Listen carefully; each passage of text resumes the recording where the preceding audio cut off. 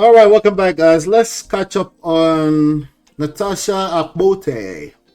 Senator Natasha Akpoti-Uduaghan. Let's catch up on her a little bit. There's a quick lesson I want us to extract out of this. What to look out for. What you should look out for as a lady, as a man, when it comes to power dynamics within a marriage. Okay. But I want to play this video first. Let's just catch up on what the status is. If you remember, she was suspended as a senator about 6 months ago. She's made her way back into office. So let's listen to this video and then we'll talk.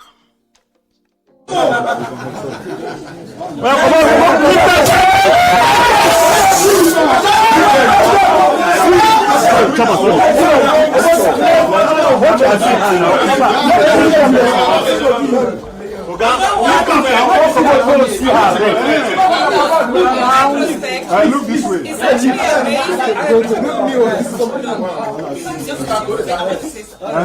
give her a chance.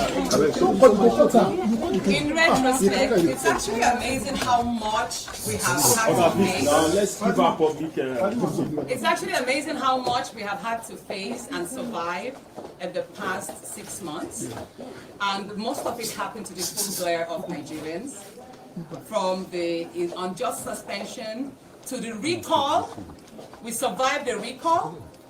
We survived the blockage of roads and waterways into Kogi that we had to fly in using the helicopter. We survived the blackmail from the so-called woman from the crazy lady on Facebook. Yeah, you know, it's amazing what we had to survive. And I give God Almighty the glory and my deepest appreciation to the people of Kogi Central, Kogi State, and Nigeria at large. My husband, my love, if you say I love you dearly. In short, I pray all men support their wives as much as you have supported me.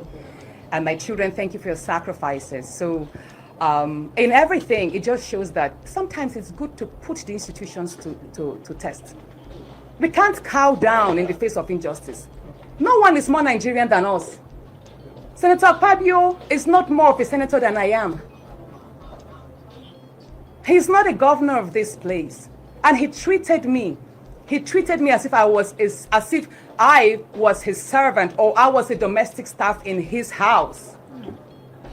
It's very unfortunate that at this time, after so many years of democracy, we would have a National Assembly be run by such dictatorship. It's totally unacceptable. As for me, I'm glad to be here. And even though we have been illegally suspended, no day have I hesitated in effectively carrying out my duties as a senator of Kogi Central to the very best of my capacity. I have never, no day went by without me looking out for opportunities, either in terms of bringing infrastructure or projects to my people, and even jobs wherever I could, because I didn't want them to suffer, you know, the neglect and the vacuum that was created by this injustice. So I thank people like Auntie Obi, Priscilla, Sister Aisha, Mama P, Peter The Rock, and many others, Dr. Viola, Yemi of Enough is Enough, Uncle Femi Falana, men and Nigerians I can't even call. I mean, I've read your posts. His Excellency Atiku Abubakar, His Excellency Sarah Key, I mean, many people who have lent their voices, thank you. And even political parties, Labour Party, ADC, I saw their statements, and my beloved PDP, thank you so much for standing up. Nigerian Bar Association, Nigeria Labour Congress, I mean, a whole lot of voices, it just pulled through. And I think that's the pressure that the Senate President saw and realized that, you know what, he just can't keep pushing against the will of the people. Yeah, the media, thank you for being fair, thank you.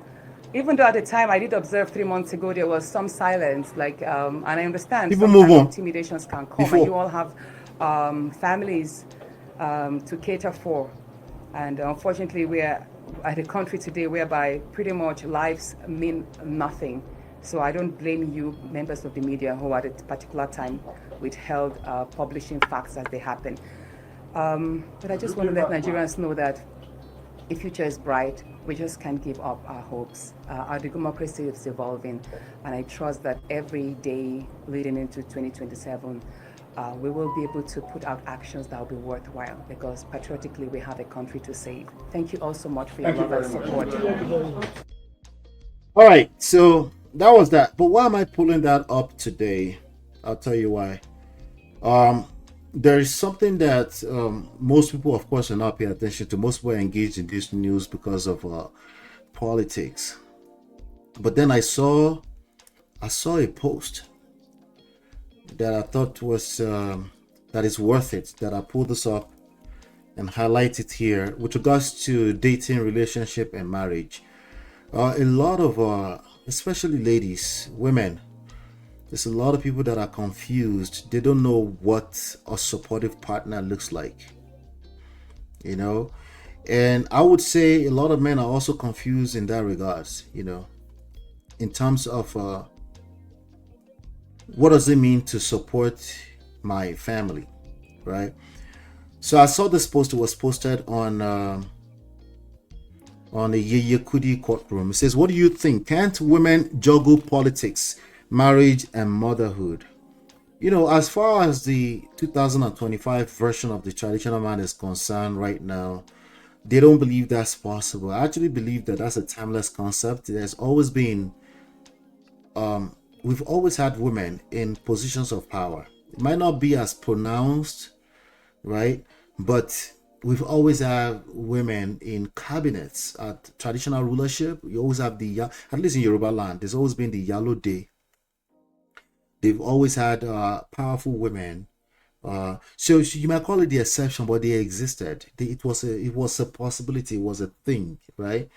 So a lot of people are surprised that, okay, because of the environment that we have today, women are able to come up and actually do some things, and they're surprised. They don't know what to do with themselves. So what did they do? They just call culture. They say African culture does not allow you supposed to stay at home and take care of your children. I'm like, hey, calm down, boss. Calm down. Okay. Then first of all, you're wrong. Second of all, your wife can still be your wife. Just this yesterday, I saw a bunch of people, I don't know if it was, I think it was Instagram or Facebook, arguing about Ngozi Ekwejiela, right? The director of the World Trade Organization, a lady, right? The young men of nowadays who call themselves traditional always want to use, like, can't you see how she respects her husband? Most of them don't know what her husband look like, but yet they want to make that an example. But I just wanted to say kudos to this young man who is Natasha's husband. You know, she continued to give him props, you know, but I really do think it takes having a strong, supportive partner to be able to go through what she has gone through as a woman in that system. If she didn't, she would have gotten chewed up and spitted out for life, and nothing will happen, you know.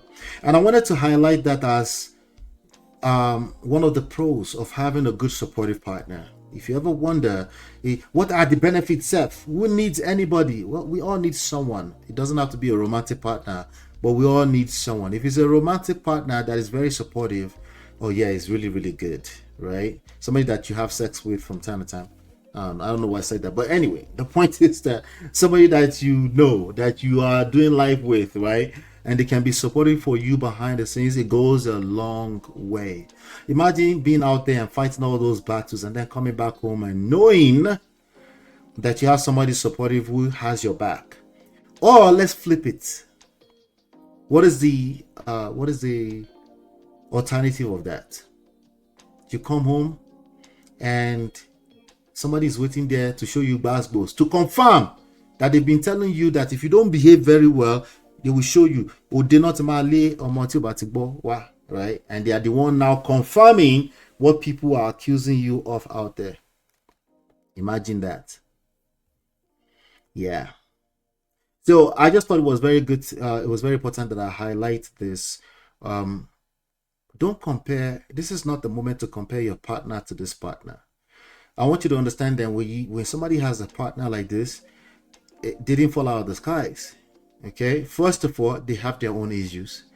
Second of all, they've decided, at least up to now, to edify each other in public and be supportive to each other in public. That is a big deal. As small, as little, as trivial, you might want to take that. You might want to call it, that's bare minimum. Isn't that what a husband is supposed to be? That's terrible. It's not even about what you said. It's about that mindset. Please don't say things like that. Don't say things like bare minimum. You're supposed to do that. And before, uncle, are you not supposed to? Do you want extra candy for being a husband? If you say things like that, you deserve your experience. Does that sound harsh? I'm sorry. Yeah. Missy said it's not easy to juggle all, but it's doable with the support of a spouse and helpers at home. Exactly. Uncle Beno, good to see you, sir. Uncle Beno say, all hail Queen Natasha. This will go dead after the next election and the position is secure. Listen, the thing is that it's all a journey, right? I think this is actually a bigger deal than her politics, her political position. If you remember, I said she doesn't need to go back to that office. I think the statement has been made. I think she's going to be fine, but she went back there. It's probably bigger than all of us. It's politics, right? So she probably doesn't want to chicken out. We'll continue to follow to see how it goes. All right. Anyway, that's that for that. So shout out to High Chief Uduaghan from the Delta States, Delta region, for supporting his wife, for being a good example of what a supportive husband looks like. A supportive husband to a very powerful woman. Do me a favor, hit the like button, share, subscribe, turn up your notifications so you're notified when we go live. I'll be right back. This is Ola Tux of Prestige, your favorite relationship and marriage coach. If you enjoyed this, smash that like, subscribe, and share it with someone who needs it. Be a part of the Prestige family. My wife Lola and I have written 2 powerful books, Get My Marriage Back and Number 1 Red Flag, yours free at manofprestige.com. For personal coaching, send me a WhatsApp request for consultation to +1 732 305 8577. Stay tuned for more. Your journey to love and prestige starts here.